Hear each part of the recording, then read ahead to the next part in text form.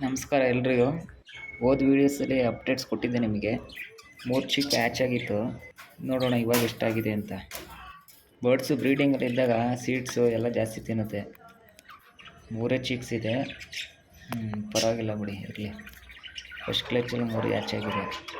ನಂದು ಇನ್ನೊಂದು ಪೇರ್ ಇತ್ತು, ಅದು 6-7 ಗಂಟೆ ಫಸ್ಟ್ ಕ್ಲಚ್ಚಲ್ಲೇ ಒಳ್ಳೆ ರಿಸಲ್ಟ್ ಕೊಟ್ಟಿತ್ತು. ಸರಿ, ಇನ್ನೊಂದು ಪೇರ್ ನೋಡೋಣ ಇದೇನಾಗಿದೆ ಅಂತ. ಇದು ಆಲ್ರೆಡಿ 4-5 ಮರಿ ಆಗಿತ್ತು ಅನಿಸುತ್ತೆ. 4 ಚಿಕ್ಕು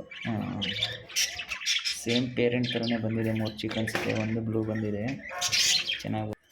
ಪೇರೆಂಟ್ಸ್ ಇಲ್ಲೇ ಇದೆ ನೋಡಿ. ಬ್ಲೂ ಫೀಮೇಲು, ಇನ್ನು ಗ್ರೀನ್ ಇದೆ ನೋಡಿ, ಅದೇ ಮೇಲು. ಇನ್ನು ನೆಕ್ಸ್ಟ್ ಪೇರು ನಾ ಹೇಳಿದ್ನಲ್ಲ, ಫಸ್ಟ್ ಪೇರು 7-8 ಮರಿ ಮಾಡಿತ್ತು ಅಂತ, ಇದೇ ಪೇರು ಮಾಡಿದ್ದು. ಈ ಸರಿ 3 ಮಾಡಿದೆ.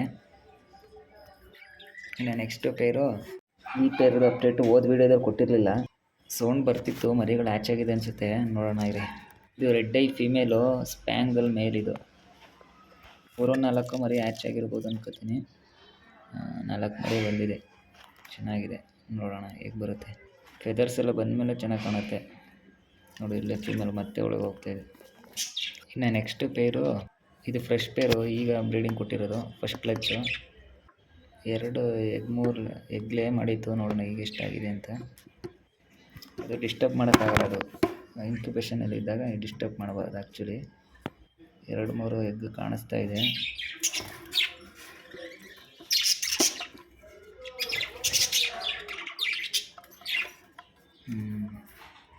ಇದು 6 ಎಗ್ ಲೇ ಮಾಡಿದೆ.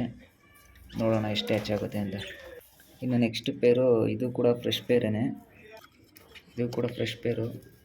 ಇದರದ್ದೇನಾಗಿದೆ, ಎಗ್ ಇನ್ನೂ ಲೇ ಆಗಿಲ್ಲ. ಇದಾಗಿತ್ತು ಇವತ್ತಿನ ಅಪ್ಡೇಟ್ಸು.